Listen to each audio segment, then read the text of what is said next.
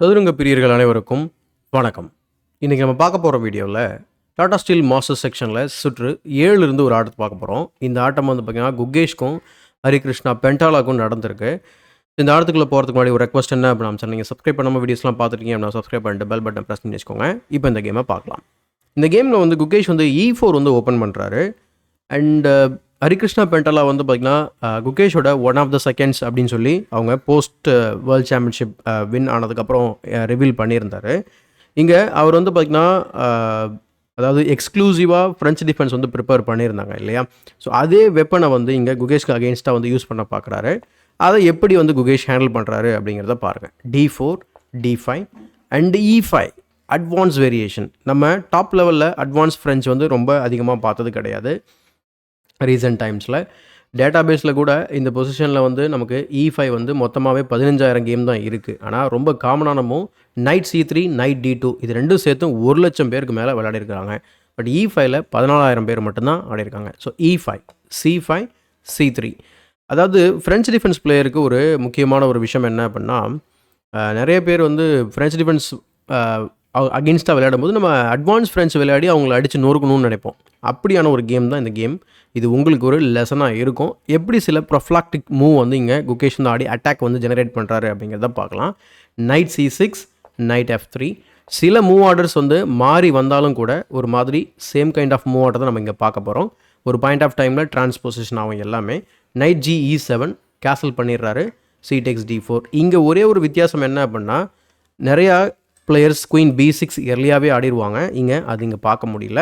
So C takes D4, knight F5 பானுக்கு pressure பண்ணதுக்கப்புறம் knight C3 develop பண்ணுறாரு. A6 பின் அதுக்கப்புறம் கிங் H1. இந்த கிங் H1 மூவ் வந்து பார்த்திங்கன்னா ரொம்ப ரொம்ப இன்ட்ரெஸ்டிங்கான ப்ரொஃப்ளாக்டிக் மூவ். இது நீங்கள் அட்வான்ஸ் ஃப்ரெஞ்ச் விளையாடுற பிளேயராக இருந்தால் கண்டிப்பாக இதை ஞாபகம் வச்சுக்கோங்க. இது ஏன் அப்படின்னு சொல்லி நம்ம பார்க்கும்போது, சில வேளைகளில் நைட் இங்கே வரும்போது இங்கே வெட்னாக்கா கேப்சர் வந்து பண்ணும்போது செக்கோட வரும். அதே போல் குயின் B6 வந்து தேர்ட் அட்டாக்கர் இங்கே ஆட் பண்ணும்போது இங்கே நம்ம இந்த பானை கேம்பிட் பண்ணிவிட்டு பிஷப் E3 ட்ராப் பண்ண பார்க்கலாம். அப்படி வரும்போது இந்த நைட் F3யில் கேப்சர் பண்ணிட்டு தப்பிக்க வாய்ப்பு இருக்குது. அப்படி வைக்கும்போதும் நமக்கு இங்கே G1ல் இருக்கக்கூடிய செக்கு கிங்குக்கு செக்கு வர வாய்ப்பு இருக்குது. அந்த காரணத்தினால இந்த மாதிரி வந்து ப்ரொஃப்ளாக்டிக்காக விளையாடுறாரு. எனக்கு ரொம்ப ஒரு என்ன சொல்கிறது, ஒரு மெசேஜ் இந்த கேம்லேருந்து எனக்கு இந்த கிங் H1 மூவ் வந்து ஒரு மெசேஜ். ஸோ உங்களுக்கும் அது பயன்படும் நான் நினைக்கிறேன். So rook B1, queen B6, rook B1க்கு அப்புறம் கேம் ஆல்மோஸ்ட் வந்து பார்த்திங்கனாக்கா டேட்டாபேஸில் வந்து முடிய போகுது. ஸோ இங்கே குயின் B6 வந்து நியூ மூவ். இந்த இடத்துல ஏற்கனவே தெரிஞ்ச மூவ் என்ன அப்படின்னா, bishop E7 getting ready to castle, அல்லது நைட் H4, அல்லது பிஷப் டு B4. இதெல்லாம் தான் வந்து ஏற்கனவே தெரிஞ்ச மூவ். பட் இங்கே வந்து குயின் B6 விளையாடிட்டு ஃபைனலாக அந்த D4 பானை த்ரெட்டன் பண்ணுறாரு. த்ரெட்டன் பண்ண உடனே G4 ஓட விட்றாரு. ஸோ அதுக்கு தான் இந்த கிங்கை வந்து ப்ரொஃப்ளாக்டிக்காக மூவ் பண்ணது. நைட் E7 ஏன்னா இந்த நிலையில் உங்களால் வந்து இதை கேப்சர் பண்ண முடியாது. அதுக்கு தான் நான் சொல்லியிருந்தேன், நம்ம இந்த பொசிஷன்லாம் சொல்லியிருந்தேன். கிங் வந்து G1 இருந்தது அப்படின்னா நைட் டேக்ஸ் F3 பாசிபிள், செக்கோட கேப்சர் பண்ணிவிட்டு உங்களுக்கு வந்து பார்த்திங்கன்னா எஸ்கேப் ஆகிருப்பாங்க. So bishop C5, suppose bishop E3க்கு அப்புறம் உங்களுக்கு தோணும் பிஷப் C5 இருக்கே அப்படின்னு சொல்லிட்டு, பட் நைட் A4ல் மாட்டிப்பீங்க. ஸோ ஆக மொத்தத்தில் ஒரு பீஸ் வந்து ட்ராப் ஆகிடும். ஸோ நைட் FE7 தான் சரியான மூவ். பட் இந்த நைட் FE7 பிஷப்பை வந்து பிளாக் பண்ணுது. ஸோ எப்படி அவர் டெவலப் பண்ணுறாருன்றதில் பார்க்கலாம். பிஷப் E3, H5 ரொம்ப அக்ரெசிவாக அவரும் விளையாட பார்க்குறாரு. நீங்கள் வந்து கேப்சரும் பண்ணலாம். கேப்சர் பண்ணுறதுனால உங்களுக்கு ஓகேங்க H5 வந்து ஓப்பன் ஆகுது, எதுவும் பிரச்சனை இல்லையா கேட்டிங்கன்னா கண்டிப்பாக பிரச்சனை வரும். ஆனால் இமீடியட்டாக ஒரு 10-15 மூக்கு எந்த பிரச்சனையும் வர மாதிரி தெரியல. ஏன்னா அவர் இன்னும் டெவலப்மெண்ட்டே கம்ப்ளீட் பண்ணல. ஒரு ரூக்கை வச்சு ஒன்றும் செய்ய முடியாதுன்றதான் எங்கள் message.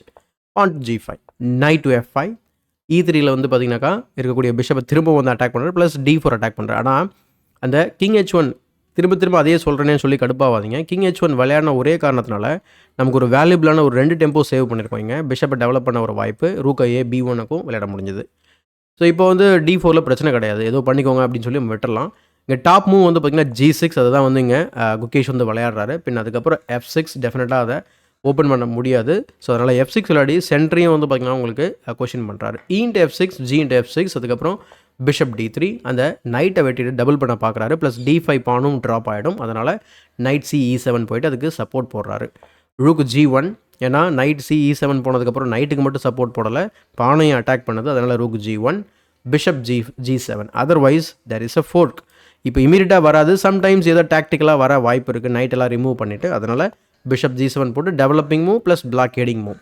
Night A4 chasing the queen away. So queen to D6 போகிறாரு. பிஷப்பால் நீங்கள் வெட்டுறதுனால பெரிய பயன் நமக்கு இருக்குமா தெரியல. ஜஸ்ட் உங்கள் குயினை வந்து பார்த்தீங்கன்னாக்கா ஹெல்ப் பண்ணுற மாதிரி இருக்கும். நீங்கள் குயின் C6 வந்து விளையாடினீங்க அப்படின்னு சொன்னாலும், அதுக்கப்புறம் நம்ம வந்து குயினை வந்து மூவ் பண்ணிக்கலாம். Maybe queen to B3, queen to B4 R queen to D1. So எல்லாமே வந்து பார்த்திங்கன்னா நல்ல மூவ் தான் ஒயிட்டுக்கு. எந்த இஷ்யூவும் கிடையாது. சப்போஸ் அதை பற்றி திங்க் பண்ணிங்கன்னா குயின் D6க்கு அப்புறம் பான் டு B4, நைட் C5 வர்றதுக்கான வாய்ப்பு இருக்குது. ப்ளஸ் வந்து ஒரு என்ன சொல்லுது C5ல ஒரு பெரிய கிரிப் வந்து கிரியேட் பண்ணுறேன். இந்த பொசிஷனில் சில பேர் நீங்கள் தோணிருக்கு உங்களுக்கு, நம்ம இங்கே நைட் A4 போனதே நைட் C5 வைக்க தானே, அப்போ அதை வைக்கலாமா வேணாமா அப்படின்னு கேட்டிங்கன்னா தாராளமாக வைக்கலாம். அப்படி வைக்கும்போது நமக்கு B7ல் ப்ரெஷர், A6ல் ப்ரெஷர், B6 ஆட முடியாது. ஏன்னா A6 ஃபால் ஆகிடும். சப்போஸ் B6 ஆடினீங்க அப்படின்னா நைட் இன்ட்டு D7 ஆடணும். ஏன்னா இந்த இடத்துல இருக்கக்கூடிய லைட் ஸ்கோர் பிஷப்பை ரிமூவ் பண்ண ஒரு வாய்ப்பு கிடச்சிருக்கு. அதுக்கப்புறம் நம்ம லைட் ஸ்கோரில் பூந்து விளையாடலான்றது தான். ஸோ இது வந்து almost winning position grand masters லெவலில். Pawn to B4, porn to B6, அதுக்கப்புறம் B5. ஸோ B5 இந்த இடத்துல வந்து நீங்கள் பிஷப் இன்ட்டு A6 பற்றி யோசனை பண்ணியிருப்பீங்க கண்டிப்பாக. அப்படி பண்ணும்போது நமக்கு B5 இருக்குது. Night X E3, F into E3, E5. அவங்க சென்டரை உடச்சிட்டு நம்ம கிங் சைடு வந்து பார்த்திங்கன்னா ரொம்ப வீக்காக இருக்குது. அவங்களுக்கும் அட்டாக்கிங் சான்சஸ் வந்து கிரியேட் ஆக வாய்ப்பு இருக்குது. இது ஒரு variation. So porn to B5 விளையாடுனதுக்கப்புறம் ஒரு கேமில் 8x B5 விளையாடுறாரு. இன்பிட்வீன் மூவ் மாதிரி நைட் எக்ஸ் E3யும் அவங்க இன்சர்ட் பண்ணுறதுனா பண்ணிவிட்டு அதுக்கப்புறம் இதை ரெஸ்பாண்ட் பண்ணலாம். பட் 8x B5, அதுக்கப்புறம் bishop takes B5, bishop takes B5, அதுக்கப்புறம் rook takes B5. So knight takes E3, F takes E3 and then rook C6.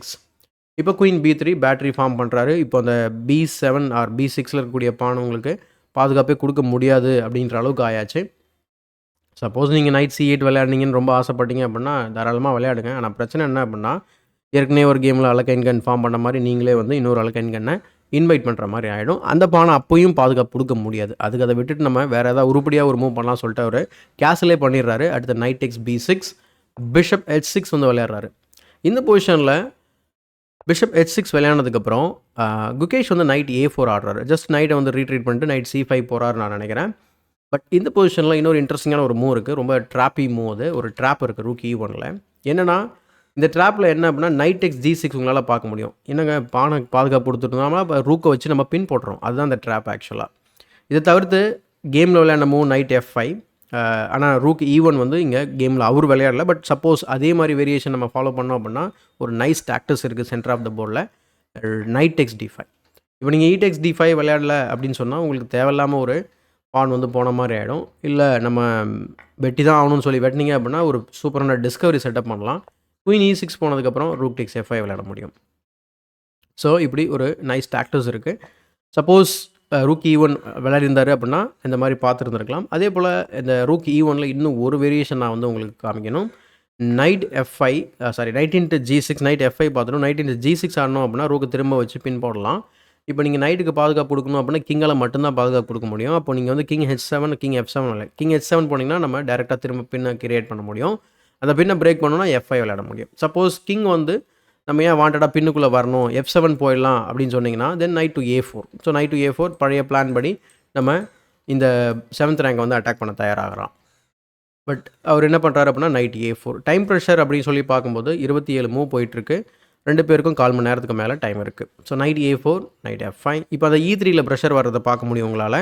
Rook E1 ஆடி இருந்தால் அதை ப்ரிவென்ட் பண்ணியிருப்பார். பட் ரூக் C5 அது வந்து இப்போ அந்த பானை பற்றி அவர் கண்டுக்கல. நம்ம வந்து அட்டாக் பண்ணலாம் அப்படின்னு சொல்லி அவர் நைட் இன்ட்டு C5 போகிறாரு. இந்த G6ல் இருக்கக்கூடிய பானை வந்து பார்த்திங்கன்னா மிகப்பெரிய ஒரு என்ன சொல்கிறது, ஒரு ஒரு முள்ளு மாதிரி அதை நம்ம வந்து எக்ஸ்பிளைன் பண்ணலாம். பிக் தான் இன் அவர் அப்போனன்ட்ஸ் கேம்ப்னு சொல்லுவாங்க. என்னடா இந்த பான் வந்து பார்த்திங்கன்னா கேமையே வந்து புரட்டி போட்டது இந்த பானால் தான். ஸோ எப்படின்னு சொல்லி பார்க்கலாம். Knight into E3 is a very big blunder and இதோட கேம் வந்து முடிய போகுது. ஏன்னா இந்த கேம் பிளண்டர் பண்ணதுக்கான இது ஏன் பிளண்டர் அப்படின்னா இந்த G6 பானால் தான் பிரச்சனையே. இப்போது queen B7 threatening made in 1. இப்போ எப்படி பாதுகாப்பு கொடுக்குறது, பிஷப்பால் மட்டும்தான் பாதுகாப்பு கொடுக்க முடியும். இதுக்கு முன்னாடி இந்த இடத்துல அவருக்கு சரியான மூவ் எதுவாக இருந்திருக்கும் அப்படின்னு கேட்டிங்கன்னா இந்த நைட் வந்து பார்த்திங்கன்னா இங்கே கார்ட் பண்ணிகிட்டு இருக்கு. ப்ளஸ் பிஷப் இன்ட்டு E3 ஆடி இருந்தோம் அப்படின்னா நம்ம இங்கே கெயின் பண்ணுறோம் டைமு. ப்ளஸ் குயின் B7 ஆடும்போது நம்ம குயின் E7 ஆடுறதுக்கு நேரம் இருக்கும். ஏன்னா நம்ம நைட்டால் பாதுகாப்பு கொடுத்துக்கிட்டு இருக்கோம். இப்போ எல்லாமே கைண்ட் ஆஃப் ஃபோர்ஸ்டு. ஏன்னா இங்கேயும் அட்டாக் இருக்குது, இங்கேயும் அட்டாக் இருக்குது. ஸோ நைட் இன்ட்டு E7க்கு அப்புறம் ரூக் E1 ஆட முடியும். அதுக்கப்புறம் அவர் வந்து பார்த்திங்கனாக்கா பிஷப்பை மூவ் பண்ணலாம், இல்லை பிஷப்புக்கு பாதுகாப்பு கொடுக்கலாம். இன்ஃபேக்ட் நைட் F5 ரொம்ப சூப்பரான மூவ். இதில் ட்ராயிங் சான்சஸ் நிறையா இருக்குது. ஆனாலும் ஒயிட் கொஞ்சம் ஸ்லைட்லி பெட்டர் தான். நான் E6 ட்ராப் ஆக போது. ப்ளஸ் இங்கே A பான் வந்து பாசிட்டிவ் பானாக இருக்குது. பட் இருந்தாலும் இவ்வளோ மோசமான ஒரு நிலைமையை வந்து அவர் சந்தித்திருக்க மாட்டார். Queen B7 threatening made in 1, bishop G7, rook E1. So எல்லா மூவும் பார்த்தீங்கன்னா ஒரு டைரக்ட் பஞ்ச் தான். எல்லாமே ஒரு அட்டாக்கிங் மூவ். நீங்கள் இக்னோரே பண்ண முடியாது. Knight F5, knight into E6, again a punch. So இங்கே ரூக் இன்ட்டு E6ம் விளையாடலாம். பட் நைட் இன்ட்டு E6 வந்து பார்த்திங்கன்னா சூப்பரான த்ரெட்டு. ஏன்னா நைட் H4 வச்சு நம்ம deflecting the defender or removing the defender இந்த கான்செப்ட் மூலயமா நம்ம இங்கே செக்மேட் த்ரெட்டன் பண்ணலாம். ஸோ ரூக் டு B8 போட்டு குயின் அட்டாக் பண்ணுறாரு. இங்கே குயின் செக் வச்சு எஸ்கேப் ஆகிடுறாரு. அதுக்கப்புறம் கிங் H8. இந்த பொசிஷனில் கிங் H8க்கு அப்புறம் குகேஷ் வந்து நைட் இன்ட்டு G7 ஆடுறாரு. என்னன்னா அவர் நைட்டால் வெட்டினதுக்கப்புறம் நம்ம இங்கே லேட்டரலாக ஒரு பேட்டரி ஃபார்ம் பண்ணிக்க முடியும். அதுக்கு தான் அந்த மூவ் விளையாடிருக்காரு. இதை தவிர்த்து நைட் H4 மாதிரியான மூவ்ஸ் நம்ம ட்ரை பண்ணலாமான்னா நம்ம ரூக் அன்டிஃபெண்டாக இருக்கும். தேவையில்லாமல் இந்த மாதிரி கவுண்டர் அட்டாக் பண்ணி ரொம்ப டான்ஸ் ஆடுற மாதிரி ஆகிடும். அந்த காரணத்தினால அதை அவாய்ட் பண்ணுறாரு. ஸோ நைட் G7, அடுத்து rook E7, rook G8 defending the mate, rook D7 attacking the queen, queen B6. So back ரேங்கில் வந்து ஏதாவது க்ரியேட் பண்ணலாமா பார்க்குறாரு. நீ என்ன வேணால் பண்ணிக்கோ அப்படின்ட்டு அவர் அந்த பானையுமே வெட்டிடுறாரு. ஏன்னா பேக் ரேங்கில் நீங்கள் த்ரெட்டு க்ரியேட் பண்ண கிங் இம்ப்ரூவ்மெண்ட் தான் ஆகும். அண்ட் இன்ஃபேக்ட் ஒரு நைஸ் கிங் வாக் வந்து அவர் ப்ரிப்பேர் பண்ண போகிறாரு. Queen B1 check, king G2, பான் F5, rook C5, queen B2 check, king F1. So இந்த இடத்துல உங்களுக்கு ஒரு சந்தேகம் இருக்கும். கிங் வாக் சொன்னீங்க என்னங்க திரும்ப பின்னாடியே வராரு அப்படின்னீங்கன்னா, கிங் H3, கிங் G3 இந்த மாதிரி மூவ்ஸ் நீங்கள் கன்சிடர் பண்ணலாமா அப்படின்னா தாராளமாக பண்ணலாம். King F1, queen A1 check வைக்கிறாரு.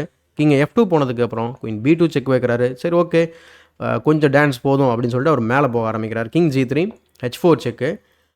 இந்த இடத்துல வந்து ரொம்ப ரொம்ப கேர்ஃபுல்லாக இருக்கணும். ஏன்னா நீங்கள் இந்த இடத்துல கிங் டேக்ஸ் H4 விளையாடி கேமை பிளெண்டர் பண்ணிடக்கூடாது. அதனால தான் இங்கே ஹரிகிருஷ்ணா இங்கேயும் பார்த்தீங்கன்னா வந்து ஒரு என்ன சொல்கிறது, ஒரு சூப்பரான ஒரு மூவ் ட்ரை பண்ணுறாரு. ஸோ குயின் F2 செக்குக்கு அப்புறம் உங்கள் கேமை சேவ் பண்ண முடியாது. எக்ஸாம்பிள் இங்கே வந்து பார்த்தீங்கன்னா நீங்கள் கிங் H3 போனீங்கன்னா you are getting checkmated. So queen takes F3, king H4 and then queen G4 mate. So அதனால் கேர்ஃபுல்லாக விளையாடணும். அதே போல் இந்த இடத்துல கிங்கை G5க்கு கொண்டு போனீங்க அப்படின்னு சொன்னால் தென் குயின் E3 செக்கு. இப்போ உங்களுக்கு மேலே போகிறதுக்கு தான் மூவ் இருக்குது. எக்ஸாம்பிள் கிங் F6 போகலாம். கிங் F6 போனீங்க அப்படின்னு சொன்னால் நைட் E8 செக்கு. ஸோ திரும்ப செக் வருது. உங்களுக்கு ஆக்சுவலாக பார்த்தீங்கன்னாக்கா உங்களுக்கு you are running out of the escape square. That means நீங்கள் குயினை கொடுக்கணும். ஸோ அந்த காரணத்தினால தான் இந்த இடத்துல கேர்ஃபுல்லாக விளையாடணும். ஸோ ஃபஸ்ட்டு கிங் F4 போகிறாரு. குயின் B8 செக் கொடுத்ததுக்கப்புறம் அப்புறம் வந்து பார்த்தீங்கன்னா ரூக்கை வச்சு பிளாக் பண்ணிடுறாரு. இங்கே கிங் G5 டேரெக்டாகவும் ஆட முடியும். பட் ரூக்கை வச்சு பிளாக் பண்ணதுக்கப்புறம் குயின் D6 வைக்கிறாரு. அண்ட் தென் அவராகவே கிங்கை வந்து G5 வைக்கிறாரு. கிங்கை G5 வச்சதுக்கப்புறம் இந்த பொசிஷனில் ஹரிகிருஷ்ணா பெண்டாலா வந்து ரிசைன் பண்ணிடுறாரு. இதுக்கான முக்கியமான காரணம் என்ன? ஸோ ஃபர்தராக நம்ம ஏதாவது செக்ஸ் இருக்கா, இல்லை வேறு ஏதாவது பண்ண முடியுமா அப்படின்னு சொல்லி யோசிக்கும் போது இந்த நைட் வந்து ஒரு பின்னில் இருக்குது, இது வந்து பின்னில் இருக்குது. அதாவது ஒரு சிச்சுவேஷன் பின்னில் இருக்குது. இது 2 பீஸை நீங்கள் மூவ் பண்ணால் செக்மேட் ஆக போகிறீங்க அப்படிங்கிறது தான் விஷயம். ஸோ எக்ஸாம்பிளுக்கு நான் இந்த ரூக்கை மூவ் பண்ணுறேன்னு வச்சுக்கோங்களேன். ஸோ ரூக்கை மூவ் பண்ணி என்ன பண்ணலாம்? ஓகே லெட்ஸே என்ன பண்ணுறதுன்னு தெரியல. இது ஓகே நம்ம சும்மா இந்த மாதிரி மூவ் பண்ணோம் அப்படின்னா கிங்காலேயே நம்ம செக்மேட் பண்ண ட்ரை பண்ணலாம். இப்போ அகெயின் வந்து பார்த்தீங்கன்னா நீங்கள் மேட்டை தான் தடுத்தாகணும். எப்படி பார்த்தாலும் இந்த ஸ்கொயருக்கு நீங்கள் டிஃபென்ஸ் கொடுத்தாகணும். நீங்கள் ரூக்கை G8 கொண்டு வந்தாலும் கூட இப்போ ரூக்கு E7 வந்து கொண்டு போக முடியும். இதுக்கப்புறம் உங்களுக்கு பார்த்தீங்கன்னாக்கா ஆப்ஷனே கிடையாது. சப்போஸ் நீங்கள் செக்கு கொடுத்தீங்கன்னா நைட் G5 இருக்குது. அதுக்கப்புறம் செக்கு கிடையாது. ஸோ சப்போஸ் நம்ம இந்த பானையாவது வெட்டுவோம் அப்படின்னு நினச்சி வெட்டினீங்க அப்படின்னு சொன்னால் அது தாராளமாக வெட்டலாம். கேம் வந்து பார்த்திங்கன்னா ஃபர்தராக கண்டினியூ பண்ண முடியும். ஏன்னா இங்கேருந்து ஈஸியான மேட் கிடையாது. டிஃபெண்ட் பண்ணிக்கிட்டே இருக்கார் G7. எக்ஸாம்பிள் நம்ம இங்கே எப்படி நம்ம கண்டினியூ பண்ணலாம் அப்படின்னு சொன்னாக்கா maybe queen E5. So queen E5 வந்து பார்த்திங்கனாக்கா திரும்பவும் அதே மாதிரி அடுத்து குயின் E7 குயினே அட்டாக் பண்ணுறோம்.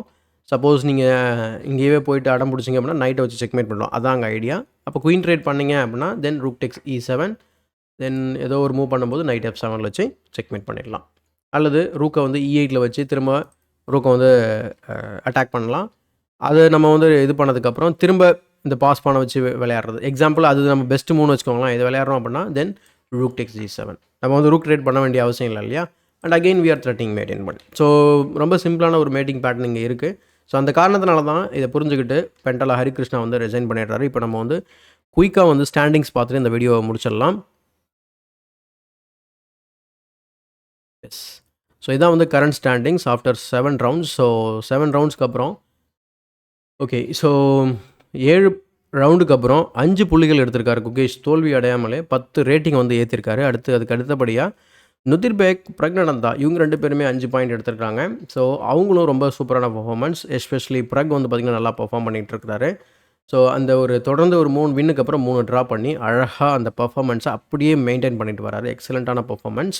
அதுக்கு அடுத்தபடியா வந்து பார்த்தீங்கன்னா, விளாடிமிர் ஃபெதசேவ், அலெக்ஸி சரானா, ஃபேபியானா கர்வானா. ரொம்ப ஆச்சரியமா இருக்கு. ஏன் ஆச்சரியம் அப்டின்னா, நம்ம ரொம்ப பெரிய பெரிய பேரங்கள்லாம் இங்க இருக்கிறாங்க. ஆனா, மேல இருக்கிற 3 பேர் யாரு அப்படிங்கிறத பார்த்தீங்கன்னா உங்களுக்கு தெரியும். ஸோ இது கம்ப்ளீட்டா வந்து பார்த்தீங்கன்னா, யங்ஸ்டர்ஸ்னால டாமினேட் பண்ணப்படுது அப்படின்னு சொல்லி கிளியரா தெரியுது. 7 ரவுண்ட்ஸ் ஆர் ஓவர். இன்னும் வந்து பார்த்தீங்கன்னா 6 ரவுண்ட்ஸ் இருக்கு. பட் 6 ரவுண்ட்ஸில் ஃபேபியோ அல்லது வேஇயோ மேலே வருவாங்களா அப்படிங்கிறது எனக்கு தெரியல. பெருசாக சொல்லப்போனால் எனக்கு இந்த 2 பிளேயர் மேலே ஒரு கருத்து இருக்குது. ஐ மீன் ஒரு நல்ல அபிப்பிராயம். அவங்க வருவாங்கன்றது தான். ப்ளஸ் அர்ஜுன் ரொம்ப ப்ளீடிங்கில் போயிட்டுருக்கிறாரு. லீடிங் கிடையாது, ப்ளீடிங்னு சொன்னேன். ஸோ அதை வந்து அவர் நிறுத்தத்துக்கு ட்ரை பண்ணார். 2 ஆட்டம் ட்ரா பண்ணார். பட் அப்படி இருந்தும் அடுத்து வாமடாமோட திரும்பவும் தோற்றுருக்காரு. பட் ஓகே, எல்லா தடவையும் நம்ம ஜெயிச்சிட்டே இருக்க முடியாது அப்படிங்கிறதுக்கு இது ஒரு சிறந்த எக்ஸாம்பிளாக நம்ம வந்து எடுத்துக்கிட்டு அடுத்த மேட்ச்சில் அடுத்த டோர்னமெண்ட்டில் வந்து அவர் நல்லா பர்ஃபார்ம் பண்ணுவார் அப்படிங்கிறத நம்ம வந்து புரிஞ்சுக்கணும். இது வந்து பார்த்திங்கன்னா உங்களுக்குமே வந்து பார்த்திங்கன்னா ஒரு மெசேஜ் தான். ஸோ வாழ்க்கையே வந்து பார்த்திங்கன்னா பிக்ஸ் அண்ட் வேல்யூஸ் தான். கீழேயும் போகும், மேலேயும் வருவீங்க. ஸோ ஒரே மாதிரி நம்ம வந்து அதை ட்ரீட் பண்ணுறதுக்கு கற்றுக்கணும். ஸோ இந்த வீடியோ பிடிச்சா லைக் பண்ணுங்கள், மறக்காமல் மற்றவங்களுக்கு ஷேர் பண்ணுங்கள். இன்னும் நம்ம சேனலை சப்ஸ்கிரைப் பண்ணல அப்படின்னா சப்ஸ்கிரைப் பண்ணிட்டு பெல் பட்டனை ப்ரெஸ் பண்ணி வச்சுக்கோங்க. இதே போல் ஒரு பயனுள்ள வீடியோவுடன் உங்களை சந்திக்கும் வரை உங்களுக்கு விடைபெறுவது உங்கள் சதுரங்க சாணக்கியன்.